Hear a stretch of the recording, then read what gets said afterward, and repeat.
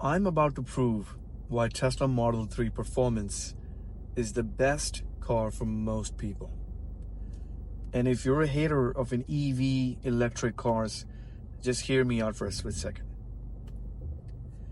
A car that's $55,000 that does 0 to 60 in sub 3 seconds is phenomenal.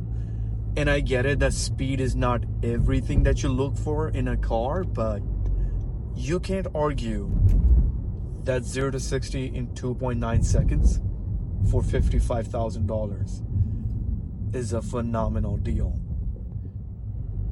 It's not even that heavy. It's only 4,000 pounds, which I understand from a Lotus perspective, that's a heavy car.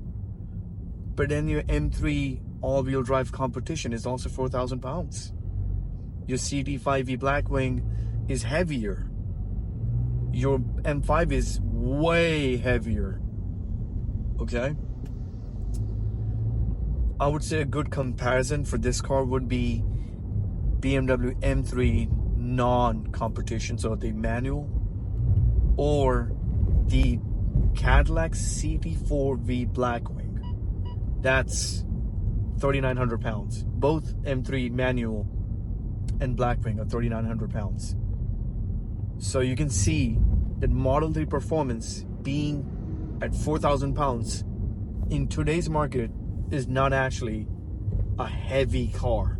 If anything, it's the same as every other car that exists right now. Now let's talk about specs. Tesla Model 3 Performance is 500 horsepower, 550 pound-feet of torque. It does 0 to 60, as I said, in 2.9 seconds. And it costs $55,000.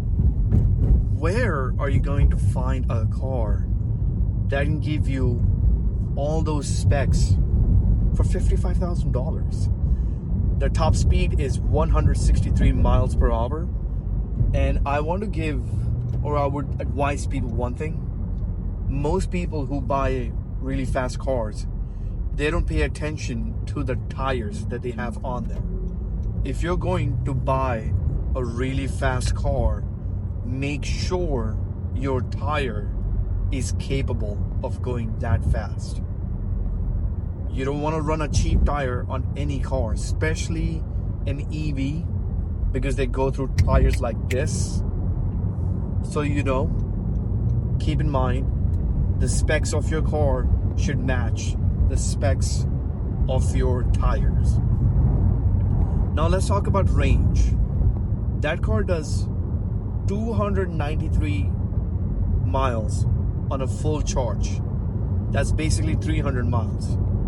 Now some might think that that's not enough, but in reality, I'm driving a Honda Accord right now, and if I put this in a sport mode and I drive really fast, this thing eats up gas too. And I think my average miles on a full gas tank is like 450 miles, but if I start driving fast, it drops to like 300, 295 something. And this is not even a fast car. So if you take your M3 or your CT4V Blackwing, or an even faster car like an M5, or even a Corvette like a C8 Corvette base model like Stingray, that's good enough miles. No one does a road trip in a sports car, and if they are doing one, they don't expect it to have the same range as like a diesel Super Duty truck that does like 1,000 miles. So there's a charger behind it. But I was gonna say 300 miles is not bad. It's just that people on the internet think it's bad, but in real life situation, it's really, really good. Now let's talk about fun. Some of you might think that a BMW M3 would be more fun, and you would be right, because it has a manual. Nothing beats a manual. But Model 3 Performance is really, really good when it comes to like fun driving. You're 90% of people that are maybe into cars, maybe not even into cars, they would love Model 3 performance. I would say even someone who owns the M3 would also still find Model 3 performance to be fun.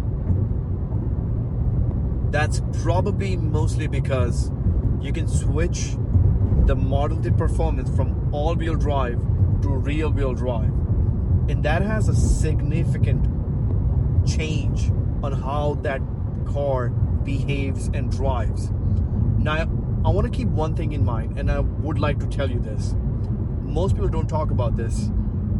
In a Tesla, when you switch to a rear-wheel drive, it's not a true rear-wheel drive. Your front tires are still driving. They're still engaged, but they're no longer used for traction. They're more so used for stability and regen. And if you're driven in any electric car, you know that regen has a pretty strong impact on how a car drives. So I would say it's not a one-to-one switchable all-wheel drive. A good example of that would be the BMW's M differential. That thing genuinely decouples the front wheels to give all the power to the rear wheels. Great system, nothing to complain about that.